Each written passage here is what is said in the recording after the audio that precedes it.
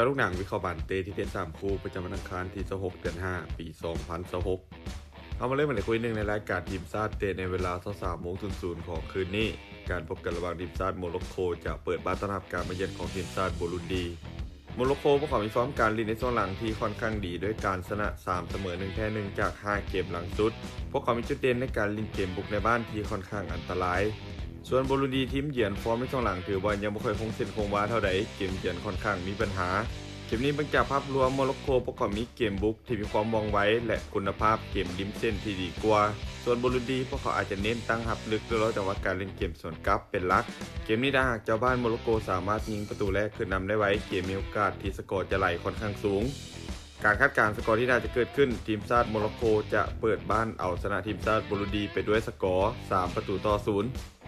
มาตอนคุย2อยู่ที่รายการทีมชาติเตะในเวลา 1:30 ของคืนนี้การพบกันระหว่างทีมชาติไนจีเรียจะเปิดบ้านต้อนรับการมาเยือนของทีมชาติซิมบับเว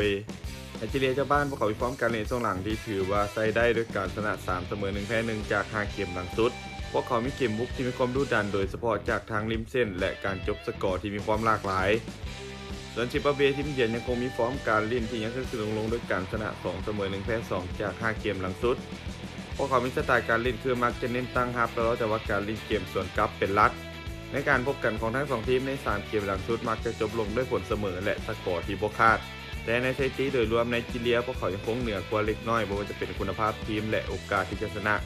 การคาดการณ์สกอร์ที่น่าจะเกิดขึ้นไนจีเรียจะเปิดบ้านเอาชนะซิมบับเวไปด้วยสกอร์2-0มาต่อที่คู่สุดท้ายในรายการบอลถ้วยของฝรั่งเศสเตะในเวลา 1:45 ของคืนนี้การพบกันระหว่างแซงเอเตียนจะเปิดบ้านต้อนรับการมาเยือนของนิดแซงเอเตียนจะบ้านพอฟอร์มการเล่นช่วงหลังที่ค่อนข้างแกร่งด้วยการแพ้3จาก5เกมหลังสุดปัญหาหลักของทีมคือเกมรับในช่วงหลังที่เสียประตูค่อนข้างง่ายส่วนนี้ทีมเยือนพวกเขามีฟอร์มการเล่นช่วงหลังที่บ่ค่อยดีเท่าใดแต่พวกเขายังคงมีจุดเด่นในการเล่นเกมรับที่ค่อนข้างแน่นและเกมสวนกลับที่อันตรายผู้เกมคาดว่าเจ้าบ้านน่าจะเปิดเกมบุกใส่ตามเสียงเสียแต่นิดพวกเขาน่าจะรอจังหวะการเล่นเกมสวนกลับไวคม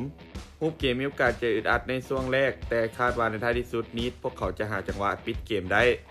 การคาดการณ์สกอร์ที่น่าจะเกิดขึ้นนิดจะบุกมาเสือนเอาชนะเอเตียนไปด้วยสกอร์